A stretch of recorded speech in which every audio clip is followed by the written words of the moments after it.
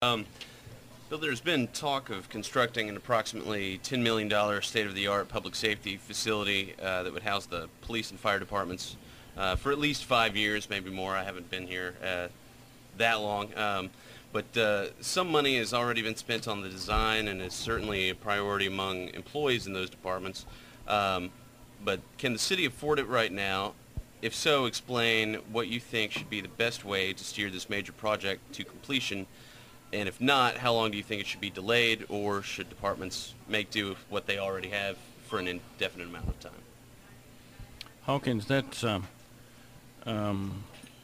this issue, this problem, if you want to call it, it's not a problem, it would be a good thing, but has been going on for almost 30 years.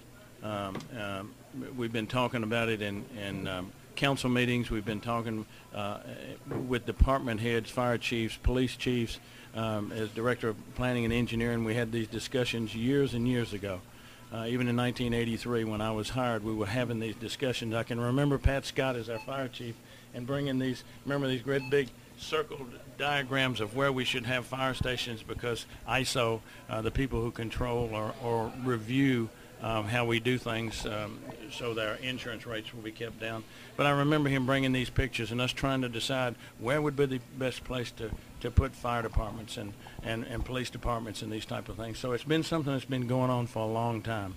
And you know what, I've reached a point, and I've been on the council and have approved everything to this point where we are, and I know that our fire department and I know that our police department need a better facility to work in, but I'm not sure that I'm 100% in favor of at this moment because of the cost that's involved. And by the way, we have kind of tabled this thing at this point so we can take a closer look, but I'm not in favor of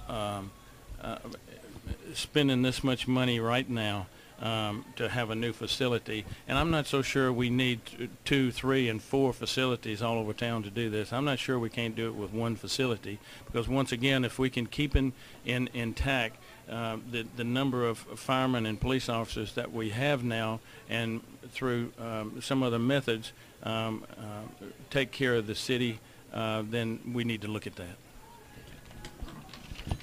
Hey, Bill, I'll repeat the same question. Of course, priority among employees in those departments. Can the city afford it right now? If so, explain what you think should be the best way to steer this project to completion. And if not, how long do you think it should be delayed? Should departments make do with what they already have? Well, first of all, probably for the safety building situation now is probably not the right time to do this.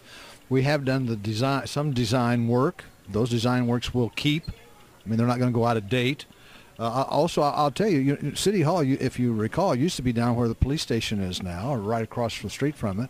And it's kind of a big move for us to move across from the Christian church. I think at that time to consolidate those different departments there, to have the mayor's office down there, was an excellent move on our part. Even that took a long time, and we even had, if I remember right, a couple of city council members that voted against that move. And it's turned out to be a very positive thing. I think sometime along the way, with annexation, with growth in Murray, and we're very lucky to be in Murray, Kentucky because of the growth factor, that sometime I hope that we could have this safety building. But as Butch has said too, in fact, well, I think we've already tabled this, because now is not really the right time to have that kind of a money outlay for a new project. All right. We are bringing you the Murray Mayoral debate here on WNBS Murray. We're a little over halfway through this. We have a few more questions for our candidates. And again, this one first goes to Bill Wells. Given the current financial situation, is a city payroll tax the answer now? And if not, is it inevitable in the future? And the other part of this, should other revenue alternatives be explored if that's not the answer? Well, I'm glad Mr. Anderson took time out of his busy day to call that question in. We probably beat payroll tax to death. It's probably the biggest non-issue issue, because it's not going to happen this year. And I really don't, as Butch has said, the mayor is not the one to do anything about the payroll tax anyway. There are probably some areas that we're going to have to improve upon. I think enforcement, this is a question that came up earlier. If we have some laws on the books, we should enforce them. Maybe that sticker tax is one of them. Also, I think really annexation, if you've seen the map of Murray, Kentucky, almost makes you blind because there's ins and outs. It goes all over the place. If we can fill in some of those areas with people that want to come into the city, I think that the annexation may be the way to go when it comes to having more revenue for the city of Murray. Of course, those citizens are the ones who have to kind of come in. It was 1996, I think, and you have to wait 5 years before you can ask to come back in again. At the time, the thought was that we were going to try to increase their insurance more. Well, we're not in the insurance business. One person was. His name was Don Henry, and they said we wanted to do that for city council to get more money for the city through insurance. And they kind of pointed to Don Henry. And I was sitting next to him at Murray High when we had this conversation, and Don Henry turned to me and said, I'm not even going to run next year. I said, well, would you stand up and say that? No, that's all right. And it was, that annexation was voted down at the time. I think those same people would want to come in now, and I'm telling them right now, please do it. City Hall, I think, is 762-0350, and let's get that ball rolling. All right, again, for Butch Sargent, given the current city financial situation, is the city payroll tax an answer now? If not, is it inevitable in the future, or should other revenue alternatives be explored? You know, I always thought that a debate is where two guys with different opinions looked at each other and duked it out. But we must be good council members because we're basically in agreement in what we're seeing, and we're seeing that our city council has been able to come into unity in most everything that we're doing.